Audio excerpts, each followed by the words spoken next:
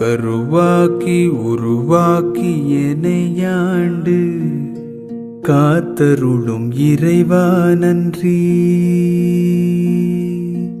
எங்கும் நிறைந்தோனே எல்லை இலாதானே, எங்கேயும் எப்போதும் என் குலம் காப்பவனே. நெஞ்சம் துணிய துணையாய் வருவாய், நேர்மறை உணர்வுகள் பெருகிடச் செய்வாய். உடலில் உறுதியை பெரிதாய் தருவாய், உனை உணரும் அறிவை என்னுள்ளருள்வாய். சுற்றமனைத்தும் காப்பவனே, செய்தொழிலில் ஏற்றம் தருபவனே, எடுத்த செயலில் வெற்றி கொடு என் ஆற்ற